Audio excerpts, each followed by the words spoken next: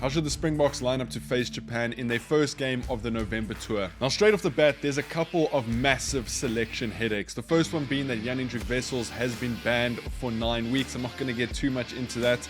We've seen what Rassie has said. We've kind of seen why he's been banned. Whether it's true or not, the Bulls are going to appeal it and try and get that 9-game ban down a little bit. The second drama is that Damian Willemse has picked up a hamstring injury in the Stormers game against Benetton. So he is not going to be available, meaning that we don't have a first choice fullback. Damian Willemse is injured, Apelele Fassi is injured, and Willie Leroux has not been named in the squad. And the third selection issue is that I think the likes of an Ox, a Siya Kolisi, and Eben Etzebeth, these guys that have been playing a lot of rugby over the year, will probably be rested for the game against Japan and probably be rested for the game against Wales as well. So I don't think we're going to have all 36 guys to choose from here. We are going to have to be very tactical with who we select in which positions. Now, if you're new around here, please hit that subscribe button, leave this video a like, and as always, drop your opinions down in the comments. Let's get in to my predicted 23 to face Japan. Now, starting off with the front row, and I think the front row is always one of the most difficult lineups to pick within the Springbok team, just because there's so much depth, there's so many guys that can start, and then obviously you've got the factors of like an Ox and Chur, who's played almost every game for the Springboks this year, has been playing for the Sharks, has been performing extremely well for the Sharks. You've got Jan-Hendrik Wessels, who's banned. You've got Gerrit Steenekamp, who's sort of coming back into the Springbok outfit. You've got Zachary Porton, who's been called up. I doubt we're going to see him against Japan. Rassie's probably going to save him for that Wales test. I could be wrong. So there are a couple of dynamics here that we have to sort of chat through and try and decipher. For me, starting in that front row, I think Rassie is going to rest Ox against Japan. I think he's just played far too much rugby. He probably needs a rest, and I know there's some debates going on between the unions and SARU that this Japan week should act as one of those 8 essential weeks off that the Springbok players get, because I mean, if they don't count that, then these guys are going to get back from this November tour and then they're going to spend 8 weeks off, which is not ideal for the union. So for me, I'm going to start Gerrit Steenekamp.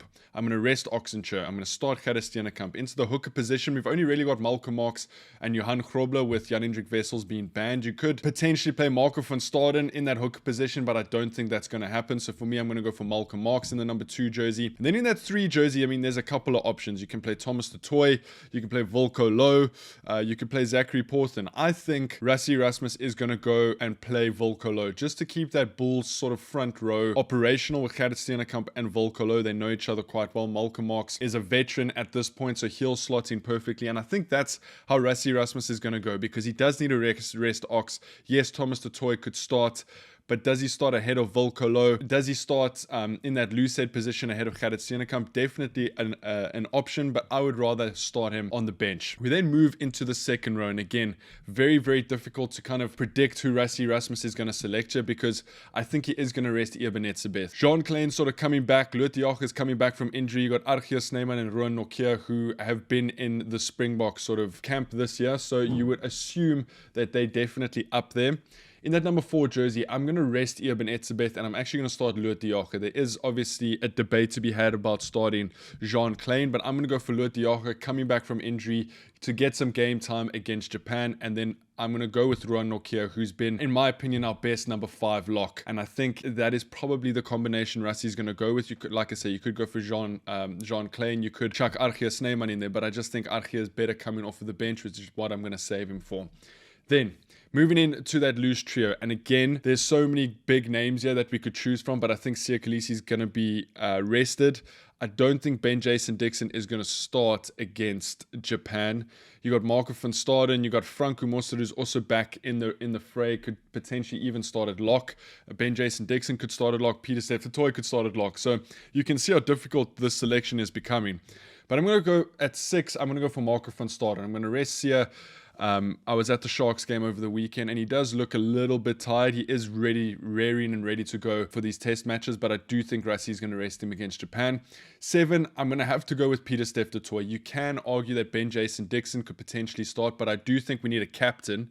And if Eoben and Sia aren't starting, then I do think Pieter-Steph du Toit has to be the captain. So I'm going to start Pieter-Steph at 7, and then I'm going to start Jasper Wiese at 8, who for me has been our out-and-out best 8 so far this season. Without the likes of a Cameron Hanekom, an Ulrich Loh, a Eduardo Augustus, I think we have to go for Jasper Wiese and then keep Kwagga Smith for the bench. Then, moving over into the backline, and now with Damian Willemse being out, there is going to be a bit of a reshuffle in the backline. In that number 9 jersey, we can go for Kobus Reinach, Grant Williams, Morne van den Berg. I still think Grant Williams is our number 1 pick. I don't think he's had as much game time as he would like, and I think Rassie Rasmus is going to start Grant Williams at 9. More so, I think he's going to start Grant Williams at 9 because we're not going to start Sasha Feinberg Zulu at 10.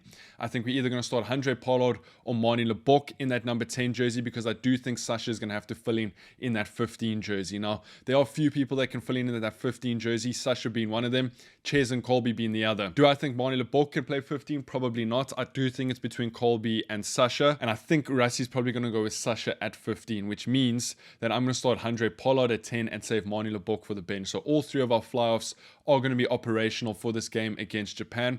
It's just how Rassie Rasmus wants to sort of structure it. Does he start Manie and leave Handré Pollard on the bench? But I'm going to go for Grant Williams at 9. I'm going to go for Pollard at 10. Then into the center combination, I mean, we could go for Andre Esterhuizen at 12. We could go for Caden Moody at 13. You've obviously got the experience of Damien Delende and Jesse Creel.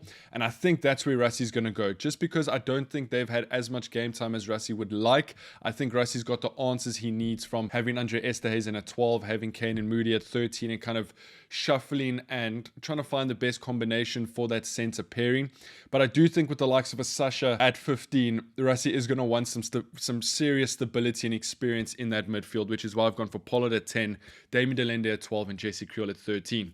We then move over into the wings. We are absolutely blessed and stacked with world-class wings. Kurt Lawrence is back. Cheslin Colby, Edwin van der Merwe, and Ethan Hooker. Caden Moody can also play wing, so there's a lot of depth there.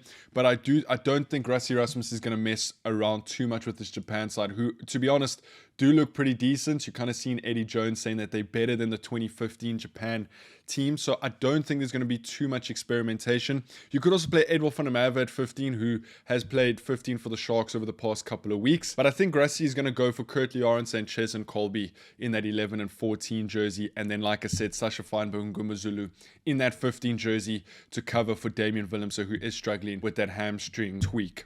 Then into the bench, we can go for 5-3-6-2 or 7-1. We've been favoring that 5-3 so far this season, and that's because Rassie Rasmus is testing quite a bit out with the backline. But I do think one player allows us to play this 5-3 bench split that could end up being more like a 6-2 bench split, and that's Andre Esterhuizen. So starting with the replacement hooker, I think we have to go for Johan Grobler, only other hooker in the team at the moment who is eligible to play. Then for the front row, I'm going to go for Boan Fenter and Thomas du Toit, so Zachary Porthen misses out for me.